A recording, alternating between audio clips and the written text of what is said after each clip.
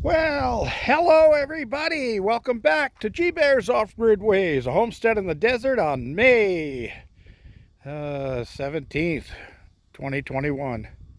Yeah, still no inverter. I called them this morning at 5:45 a.m. and wanted to know where it was. And they said, well, it's going to be delivered now on Tuesday. That's tomorrow. And I said, what the heck? That's not acceptable. This thing was supposed to have been delivered last Friday. Why is it going all this extra time? Well, they checked into the problem that they were having, and apparently they said that they had it on a truck that only delivers to businesses.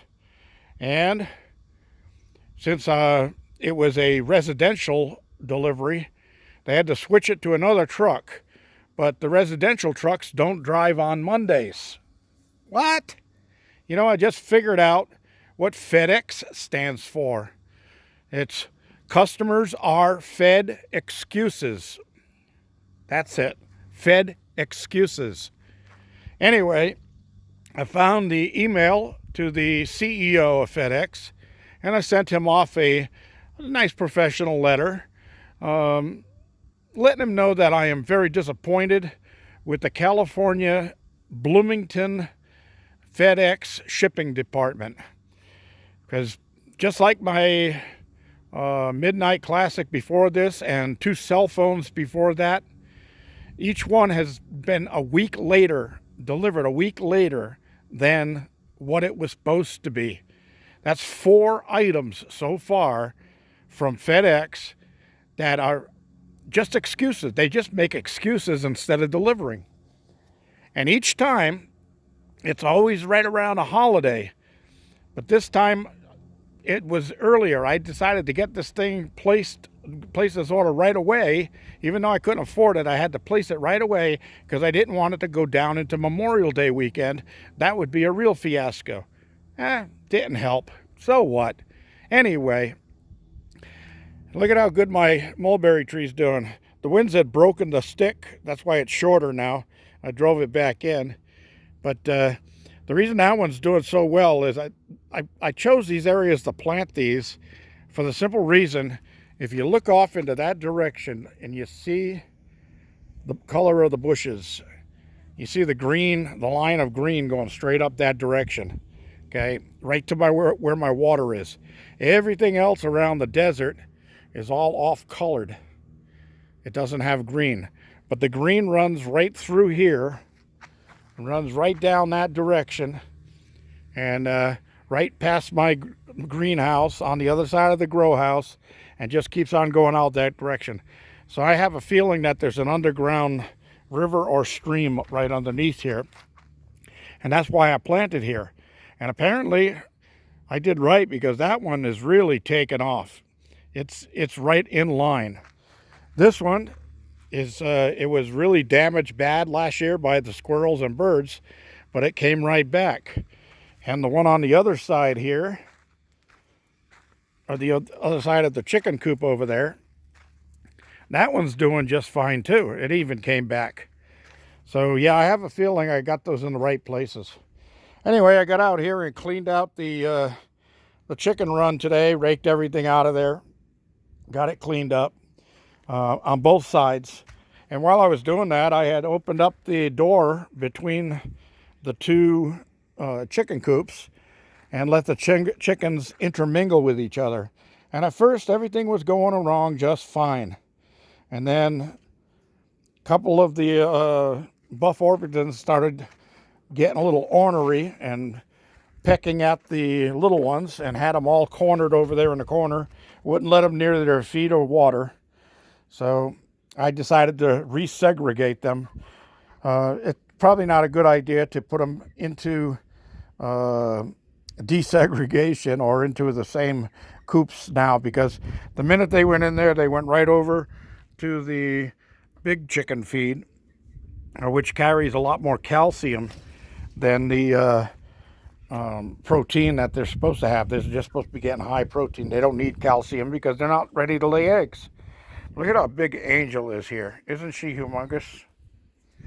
Oh my gosh. and she thinks she's a rooster. She goes in there and all the others stay behind her, and she tries to protect everybody. She even tries to make a run for the door when I open the door. So she's ready to be integrated with the others, but not quite yet. We'll give it a little bit more time. So anyway, you notice that the buff Argentines have been losing feathers, and that's something that I had to address. Some call it molting, but I think it's more that they're being roughed up by the roosters. So I put down some cat food and some crushed eggshells so they have their higher calcium. I did find one egg with a thin shell on it, so I want to make sure that they're getting enough calcium. And the cat food is high protein, and that helps them grow feathers. So we'll let that go from there. Anyway, yeah, nice green run of plants going out that direction. That's always interested me. I was digging that pond with my ATV and the front loader bucket, and I was going to keep going down deeper and deeper each year, and hopefully sooner or later I was going to hit that underground stream and fill the pond up. Well, some dirtbag, some scum of the earth stole my ATV 2 years ago, and they stole my big trailer, they stole my loading racks, all kinds of stuff. Trash, total trash. Love to catch them, teach them a lesson. Anyway, I think I've given everybody all the information they need on building an outhouse. One thing I forgot to mention was I put these metal stakes that you can buy at Home Depot. They're concrete stakes, and you can drive nails through them. They have holes drilled in them. And put them on the four corners, because one time I was sitting inside of there and a big gust of wind came from that direction and almost tipped this thing over while I was in it. I didn't want that to happen, so I definitely drove those posts in there, and I put them at all four corners. This is the extra long one. That's a 4-footer, and there's only 2 feet sticking out, so it's 2 feet down on the ground. I wanted to make sure that this side was anchored really well. Yeah, and that's with the big cracks between the boards that lets the air flow through. If I put those boards on there to block that, it's going to be a solid panel. It's going to want to blow away, so I have to do something. Anyway, one thing I wanted to mention was that we're coming down on the final few days of this dice game number 1, and I'm going to be getting a little bit more subtle each time as to where I hide the dice. So you'll have to really keep your eyes open to spot them and see where they are, because it won't be just cut and dried anymore. It's going to be a little bit harder to find them.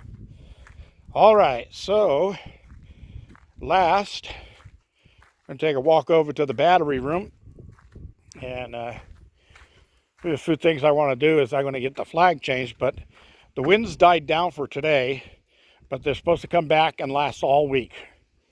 And they're supposed to come back starting at 4 p.m. this afternoon. So I wanted to get out and get this done early. But a couple of things I want to do is, number one is I'm going to take my homemade antenna down off of there. That was for when Andy visited, but he's got his own little antenna inside of his motorhome now. So I'm going to take that down and put it back up on my unit up there. I've got the small one up there. That's the one I'm using right now. And I got the store-bought one up above. I tried that one. It's not as good as my homemade ones. So that'll come down, and that store-bought one will come back over here. But I'm going to get rid of this rope setup here and that post because I need that metal post. So that's all coming down. And then I'll keep my eyes open in the junk piles and dumps that people dump in the desert for one that'll fit inside of that little section pipe right there that's concreted in the ground. And then I'll put the store-bought one up on top of that. In the meantime, I don't need it right now, so I want to get all this stuff down, clear this area out, and get that big antenna back up where it belongs. Now, somebody had told me that I needed more space between the antenna parts and the deflector. So I added a spacer in between those and reversed the deflector around so that the bends were pointing the other direction. And it actually took away from the amount of reception I was getting. So I'm going to convert it back the way it was, because I was picking up San Diego without a problem from up here in a high desert, and that's a good thing. So I want to get back to that. Anyway, that's a project that I've got to do. And then I also want to change the existing antenna over here, the antenna post, because that one moves around too much in the wind. And when it's a windy night and I'm trying to watch a good movie on TV, sometimes it moves so much that it breaks the signal, and then I gotta wait for it to find the signal and come back again. So that's going to be changed out, and I'm going to get a stronger pole on there, probably one the size that I've got for my turbine up there, and that'll give me a better solid pole. And I'll get some good guy wires on it and make sure that it holds nice and steady and doesn't move around. So that's about all. I'm hoping that my inverter gets here tomorrow and I can get that hooked up. They've wasted mine and my neighbor's time for 3 days, going on 4 days of waiting around all day long for this delivery, and that's not very nice. I'm not happy with that at all. They're just terrible delivery company. I can't believe that they've got such a good reputation, because, well, actually they don't. I've checked on the internet, and there's a lot of people out there who are asking, how do I file a complaint against FedEx? So apparently they've got problems that need to be addressed, and I hope that my email to the CEO will rattle some cages and get things straightened out. Anyway, that's all I have for today, everybody. Thanks for joining me. G-Bear reminding you, don't forget to give me a thumbs up down there, and don't forget to subscribe. Comments and questions down below. This is G-Bear signing off.